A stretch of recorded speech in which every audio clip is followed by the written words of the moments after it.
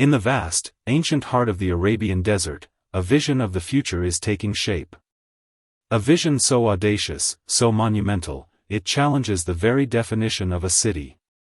This is The Line, Saudi Arabia's centerpiece within the colossal NEOM megaproject, a linear metropolis designed to stretch an astonishing 170 kilometers, rise 500 meters high, and span 200 meters wide.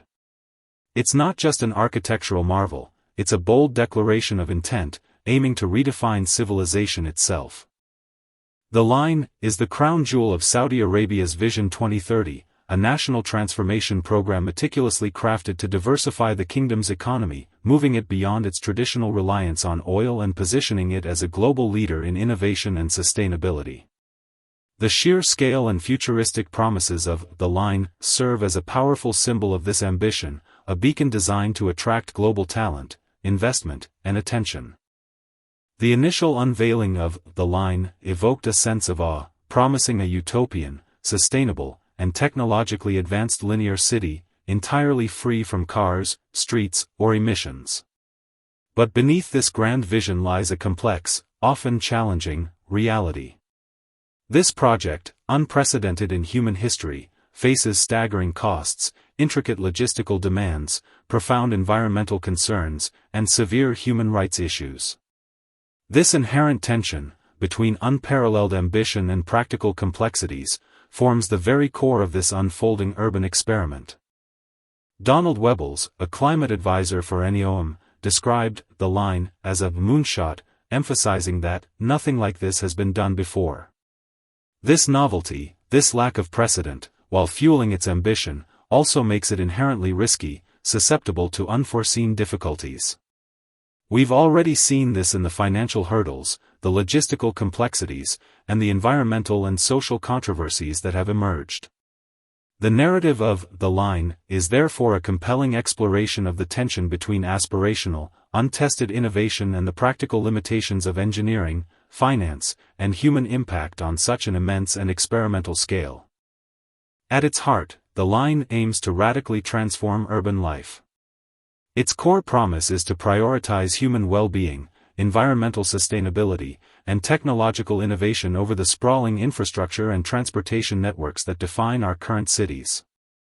Imagine a city where the air is clean, where there are no roads, no cars, and no emissions, powered exclusively by 100% renewable energy sources like wind, solar, and green hydrogen. This commitment extends to nature itself. A staggering 95% of the land within the broader NEOM region is designated for natural landscapes. Within The Line itself, the design promises immediate and uninterrupted access to diverse open spaces, often within a mere 2-minute walk from anywhere.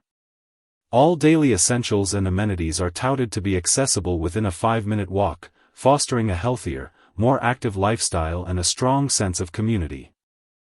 The architectural concept is truly radical: 2 continuous, mirrored skyscrapers, each towering 500 meters high and spanning 200 meters wide, stretching an unprecedented 170 kilometers across the desert. This approach, termed vertical urbanism, involves stacking residential units, offices, schools, parks, and public spaces, fundamentally challenging traditional flat, horizontal city designs. A central concept guiding this design is zero-gravity urbanism, which implies a zero-restriction paradigm to innovate. This philosophy suggests that by overcoming the traditional constraints of gravity, vertical layers for living, working, and recreation can be created, promising unprecedented efficiencies in urban functionality.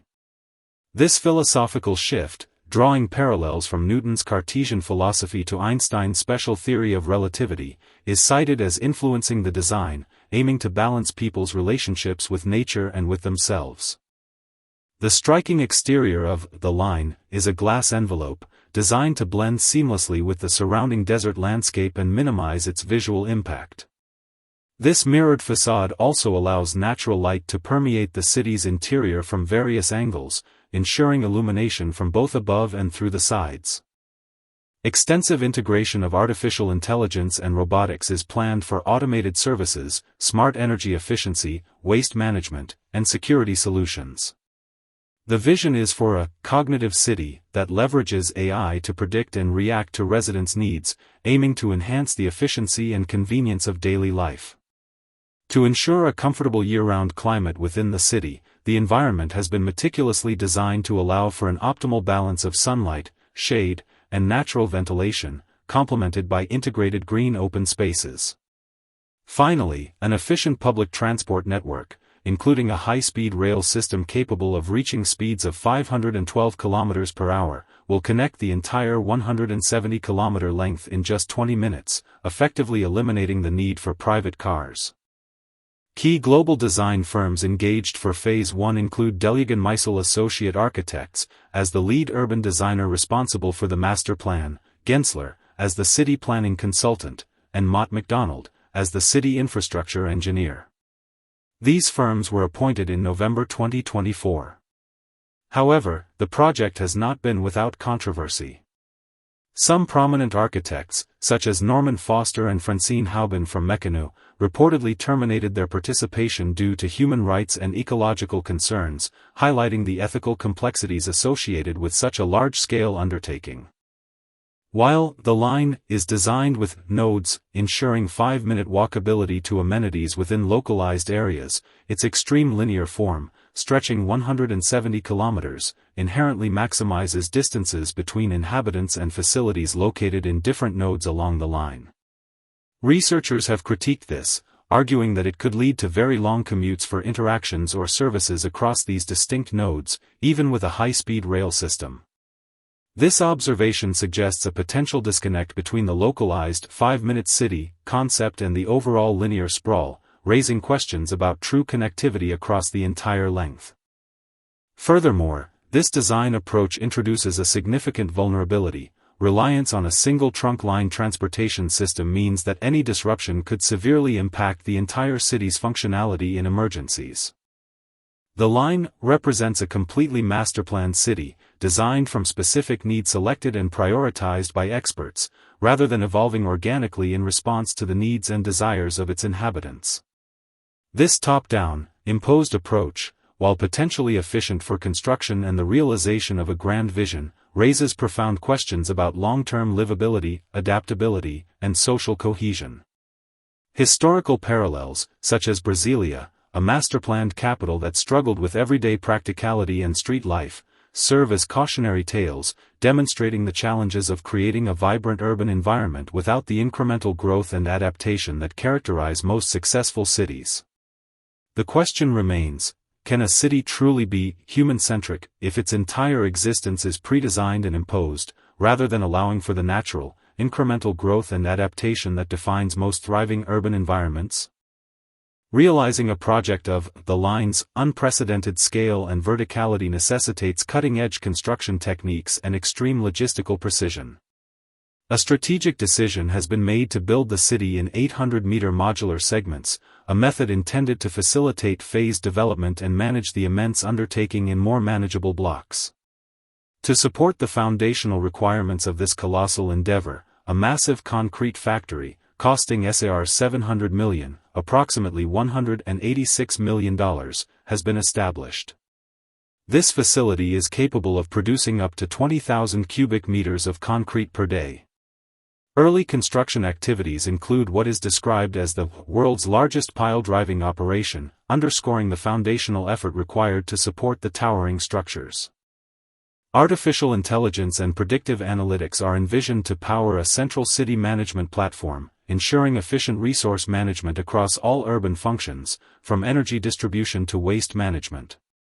The extensive integration of Internet of Things technologies is planned to create a seamlessly connected network where devices and objects exchange information, optimizing smart lighting, climate control, and security systems to enhance resident comfort and safety. The overarching vision is for a cognitive city that leverages AI to predict and react to residents' needs, aiming to significantly enhance the efficiency and convenience of daily life. A core commitment of the line is to operate entirely on 100% renewable energy, including wind, solar, and hydrogen, to achieve a zero carbon footprint for all residential, commercial, and industrial activities. A significant component of this strategy is the construction of an $8.5 billion green hydrogen plant. In terms of water management, plans include advanced water recycling systems and desalination plants to supply fresh water to residents while minimizing the environmental impact of water use in the desert environment. The car-free environment will rely on a sophisticated network of efficient and eco-friendly modes of transportation, including electric shuttles, high-speed transit, autonomous mobility solutions, drone logistics, and underground transit systems.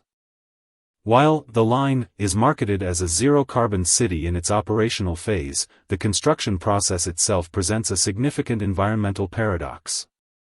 The sheer scale and height of the structures necessitate massive quantities of carbon-intensive materials like steel and concrete, which possess very high embodied energy. One expert has estimated that the construction could generate over 1.8 billion tons of carbon dioxide, an amount equivalent to 4 years of the United Kingdom's total emissions. This creates a fundamental contradiction between the project's long-term operational sustainability claims and the immediate, substantial environmental cost of its creation. The question arises, does the line truly represent an environmental solution to urbanism, or if its initial carbon footprint, coupled with concerns about emissions from construction machinery, undermines its proclaimed green credentials? The project demands an immense human effort. By October 2024, over 100,000 workers were actively preparing the site, working around the clock and living in purpose-built smart villages. This vast workforce is absolutely essential for the project's progress. However, when this scale of human deployment is considered alongside the severe human rights criticisms related to forced displacements and repression of local inhabitants, particularly the Howittat tribe, it raises profound questions about the conditions and treatment of this vast labor force. Migrant workers, who often comprise a significant portion of such workforces, are particularly vulnerable and may have few rights and little freedom. This adds a critical, often overlooked, social dimension to the narrative, challenging the human-centric claims of the city's vision by highlighting the potential human cost of its construction. Construction officially commenced with earthworks in October 2021, marking the physical beginning of this ambitious project. By March 2023, significant progress was reported with over 4,500 piles driven into the ground, forming the structural base for early modules. Millions of cubic meters of water and earth are being moved weekly, indicating intensive foundational work. As of early 2025, nearly 1,000 out of an estimated 30,000 foundation piles have been placed, indicating that the project is still very much in its early foundational stages of development. Key early milestones include dewatering and deeper excavation in specific areas like the hidden marina by January 2024, preparing for more complex structures. This first major section announced for development is planned to be 2.5 kilometers long and 500 meters high, initially designed to accommodate over 200,000 residents. Initial construction efforts prioritized the line marina modules, with a later reprioritization in April 2024 shifting focus to the spine, the central transport corridor. By the end of 2023, short tunnels for the railway, for the spine, had been dug, and a prototype train was in development. To support these foundational needs, the SAR $700 million, approximately $186 million, concrete factory has been established, underscoring the massive material requirements. By October 2024, over 100,000 workers were actively preparing the initial grading, working around the clock, demonstrating the immense human capital deployed.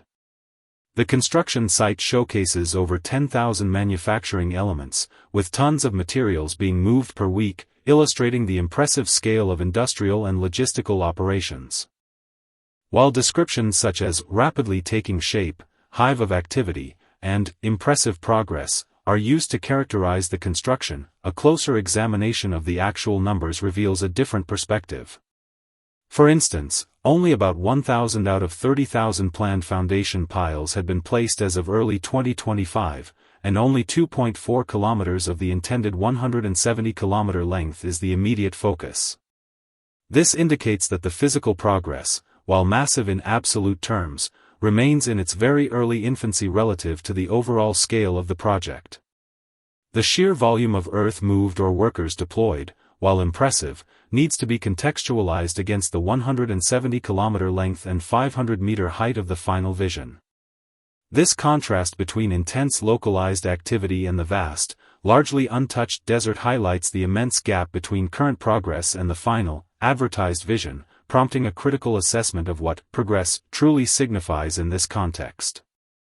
The consistent focus on a 2.4-kilometer or 5-kilometer segment as the immediate target for completion by 2030, rather than the full 170 kilometers, strongly suggests that this initial section is essentially a massive, incredibly expensive prototype. It serves as a real-world testbed to assess the feasibility, engineering challenges, and functional viability of the zero-gravity urbanism concept and other radical design principles before a full commitment to the entire, unprecedented scale. This framing positions the initial phase as a high-stakes experiment, where the success or failure of this mini-line will critically determine the ultimate viability and future trajectory of the entire megaproject, adding an element of dramatic uncertainty to its unfolding story. The project was initially envisioned for significant completion by 2030, with the full 170-kilometer length hoped to be finalized by 2045. An initial target of 1.5 million residents was set for the entire stretch by 2030. However, current revised estimates indicate a significant scaling back for the immediate future. Only a 2.4-kilometer segment, accommodating approximately 300,000 people, a reduction from the initial 1.5 million, is now projected for completion by 2030. Other reports suggest a 5-kilometer central segment by this time. While Saudi authorities officially maintain the full 170-kilometer vision with a 2045 completion date for the entire stretch, external reports and expert analyses suggest that full completion could take up to 50 years, pushing realization into the 2070s, or even 100 years by some estimates, due to persistent financial and logistical hurdles. Despite these discrepancies, NEOM officials, including COO Giles Pendleton, consistently refute claims of scaling back, insisting that the line will be delivered as originally planned in multiple, sequential phases. They clarify that the 2.4-kilometer segment is simply the initial, albeit very large, phase, and that building the entire 170 kilometers at once was never the intention. A crucial upcoming milestone is the launch of vertical construction, scheduled for late 2025. This will mark a significant shift from foundational earthworks to the erection of the actual mirrored structures. A major driver for early completion is the planned stadium, situated 350 meters above ground on top of the line, intended to host matches for the FIFA Men's World Cup 2034. Construction of this stadium is expected to begin in 2027 and be completed by 2032. The first phase, targeted for completion by 2034, is expected to include 80,000 residential units, 9,000 hotel rooms, retail spaces, and essential services for over 200,000 residents within its 2.4-kilometer segment, providing an early glimpse into the city's future functionality. A clear pattern of initial, highly ambitious announcements regarding completion dates and population targets, followed by quieter revisions and extensions, has emerged. These revisions are often accompanied by official denials of scaling back, instead framing them as adjustments or phased approaches. This suggests a deliberate strategy of managing public perception and maintaining an image of unwavering progress, even as the immense practical difficulties necessitate significant changes to the original vision. This communication strategy creates a compelling contrast between the aspirational public narrative and internal reports and expert analyses that reveal a more challenging reality. The 2034 FIFA World Cup is explicitly mentioned as a critical target for the completion of the first phase, specifically including a stadium within the line. This indicates that external, high-profile international events are being leveraged as powerful deadlines and motivators for progress. Such external pressures can significantly influence which segments of the project are prioritized and how resources are allocated in the short term, potentially diverting attention or funds from other long-term aspects of the grand vision. This raises questions about whether this external pressure might lead to rushed construction, compromises on the original design principles, or create an artificial sense of urgency that could impact the long-term quality or sustainability of the initial phase. The balance between national prestige and the integrity of the urban planning vision becomes a critical consideration. The estimated cost of the line and the broader NEOM project has escalated dramatically. From an initial $500 billion, reports now suggest costs as high as $1 trillion, and some internal estimates even reach an eye-watering $8.8 trillion, more than 25 times the annual Saudi budget. The project is primarily financed by the Public Investment Fund, Saudi Arabia's sovereign wealth fund. However, the PF's financial viability is heavily reliant on the kingdom's oil exports, a market known for its volatility, as demonstrated by a significant fiscal deficit exceeding $79 billion in 2020. Despite discussions with some foreign companies, Riyadh has struggled to attract substantial external financial partnerships for NEOM, with limited major foreign investment announced to date. The project's financial challenges are compounded by the fact that the adverse effects of the COVID-19 pandemic on finances and schedule were not incorporated into initial planning. This reliance on oil revenues and limited foreign investment raises serious concerns about the long-term financial sustainability of such an enormous undertaking. Despite its marketing as an environmental solution to urbanism, the line faces significant environmental scrutiny. The envisioned 170-kilometer-long structure raises serious questions regarding wildlife migration routes and avian diversity, potentially causing grave disruptions to the regional ecosystem. The colossal NEOM project, including the line, will require immense quantities of raw materials to be transported into the desert for its construction, leading to a carbon footprint that is likely to offset any touted environmental benefits. Experts have warned that structures of this scale could alter local weather patterns, specifically wind and rainfall dynamics, potentially exacerbating storm conditions in the desert. The project's environmental footprint is further scrutinized due to emissions from cement production and the reliance on combustion engine machinery during construction. Furthermore, the project is expected to consume vast amounts of water when operational in a naturally arid region. The development of NEOM, including the line, has been marred by severe human rights violations and social controversies. Reports indicate forced displacements and brutal repression of local inhabitants, specifically members of the Hawattat tribe, who have historically inhabited the area for generations. Many Hawattat members who resisted eviction reportedly faced raids by special forces, arrests, and even death sentences. The killing of Abdul Rahim al-Huwaidi in April 2020, after he filmed his refusal to allow authorities into his home, particularly shocked public opinion. ALQST, a human rights organization, has documented further arrests and lengthy prison sentences, including death sentences, for tribe members who resisted or denounced the evictions. For those evicted who were not detained, the purported compensation offered for self-relocation has been criticized as inadequate for decent resettlement. These actions are in blatant disregard of Saudi Arabia's commitments under international law, including the Universal Declaration of Human Rights. Looking ahead, the plans for the line, dubbed the world's first cognitive city, raise numerous questions regarding privacy, the management of personal data, and informed consent due to extensive digital surveillance. The lack of transparency over opting out of data mining is particularly concerning given the Saudi authorities' track record in cyber surveillance of human rights activists.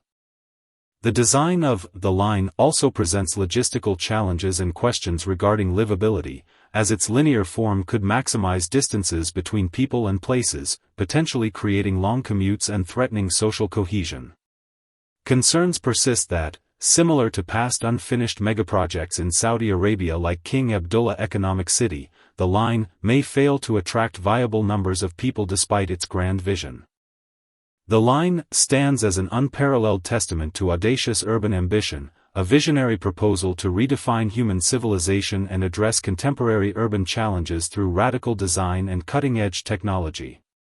Its commitment to a zero-carbon, human-centric, and nature-integrated urban model, powered entirely by renewable energy and managed by advanced AI, presents a compelling blueprint for a futuristic city. The sheer scale of engineering and the deployment of a massive workforce underscore the kingdom's determination to realize this dream as a cornerstone of its Vision 2030, aiming to diversify its economy and project a new image as a global innovation hub. However, the journey from concept to reality is fraught with significant complexities and contradictions. The project's immense financial requirements have led to staggering cost escalations and a heavy reliance on volatile oil revenues, raising questions about its long-term economic viability and the feasibility of attracting sufficient private investment. Despite official assurances of a phased approach, the substantial scaling back of initial completion targets and population projections for 2030 suggests a challenging path ahead, with full realization potentially decades beyond initial estimates. Furthermore, the environmental and social costs cast a long shadow over the project's utopian claims. The massive embodied carbon footprint of its construction materials, the potential disruption to ecosystems and local weather patterns, and the substantial water demands in an arid region challenge its proclaimed sustainability. Most critically, the documented human rights abuses, including forced evictions and repression of the indigenous Hauitat tribe, alongside concerns for the rights of migrant workers, fundamentally contradict the project's stated human-centric philosophy. Ultimately, the line represents a grand experiment. Its success will not only be measured by its architectural completion or technological prowess but also by its ability to ethically navigate its immense financial, environmental, and social challenges.